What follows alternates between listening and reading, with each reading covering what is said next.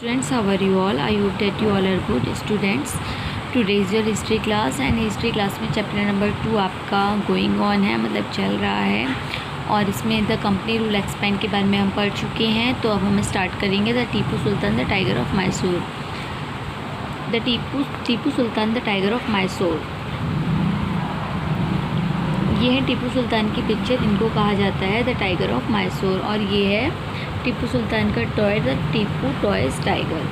Okay student, चलिए शुरू करते हैं। मैसूर का जो इलाका है आज के टाइम में कर्नाटक वाले एडिशन में आता है। वहाँ से ये बिलोंग करते थे। वहाँ से कौन बिलोंग करता था? टीपू सुल्तान बिलोंग करते थे। तो देखिए कंपनी क्या करती थी, वो अटैक करना शुरू कर देती थी। वो भी डायरेक्ट अटैक, क्योंकि उसको लगता था कि कहीं हम पर अटैक हो जाएगा। मतलब वो क्या करती थी, कोई दूसरा उस पर अटैक ना कर दे, इस वजह से वो पहले से ही रेडी रहती थी दूसरे पे अटैक करने के लिए। और इसको हम कह सकते हैं this can be illustrated with the case of the southern east Indian state of Mysore. इस केस को हम southern Indian state of Mysore का केस कह सकते हैं। Mysore had grown in strength under the leadership of power rulers like Hyder Ali, ruled from 1761 to 1782, and his famous son Tipu Sultan ruled from 1782 to 1799। Mysore की जो है काफ़ी ज़्यादा ताकत बढ़ गई थी लीडरशिप में, हैदर अली की तरह। किसकी तरह? हैदर अली की तरह। हैदर अली कौन थे? वो टीपू सुल्तान के फादर थे, जिन्होंने 1761 से लेकर 1782 तक रूल किया था।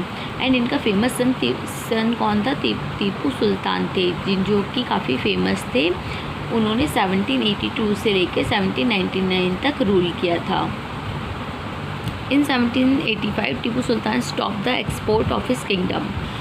इन 1745 में क्या हुआ, टीपू सुल्तान ने क्या किया था, उनके राज्य से जो चीज़ें एक्सपोर्ट होती थी, जिसमें जैसे कि सैंडलवुड, पेपर, कार्डमन, ये सभी चीज़ों का एक्सपोर्ट अपने राज्य से प्रोहिबिट कर दिया था, बंद कर दिया गया था। और इसके साथ ही अपने जो लोकल मर्चेंट थे उनको एक तरीके से डिसअलाउ कर दिया था कि वो कंपनी के साथ ट्रेड नहीं करे, यानी ट्रेड कंपनी के साथ करना उन्होंने कम्प्लीटली बंद कर दिया था। और इसके साथ टीपू सुल्तान ने जो जो इंडिया में फ्रेंच लोग थे उनके संग अपना रिलेशनशिप बनाया और अपनी आर्मी को मॉडर्नाइज़ किया उनकी हेल्प से। मतलब जो फ्रेंच लोग थे इंडिया में, उनकी हेल्प ली अपनी आर्मी को और ज़्यादा मॉडर्नाइज़ करने के लिए। नेक्स्ट हम पढ़ेंगे 4 wars were fought with Mysore. अब इसके बाद वॉर की बात करते हैं। तो ब्रिटिशर्स ने मैसूर के साथ 4 युद्ध किए थे। कब लड़े गए थे ये युद्ध?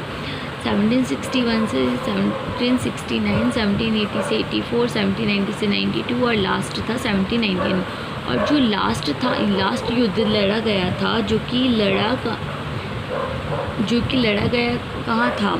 सेरिंगापट्टनम में। कहाँ लड़ा गया था? सेरिंगापट्टनम में। यहाँ पर जो कंपनी थी फाइनली जीत गई थी, मतलब जो ईस्ट इंडिया कंपनी थी वो फाइनली जीत गई थी। और मैसूर था वो कम्प्लीटली डिफीटेड हो गया था, मतलब हार गया था। और इसके बाद टीपू सुल्तान थे, ये फाइनली 1799 में जो फाइनल युद्ध लड़ा गया था उसमें अपनी राजधानी को बचाते बचाते वहाँ पर शहीद हो गए थे। मतलब जो 1799 में लास्ट युद्ध हुआ था वहाँ पे टीपू सुल्तान ने अपनी युद्ध करा और अपनी राजधानी को बचाते बचाते शहीद हो गए थे।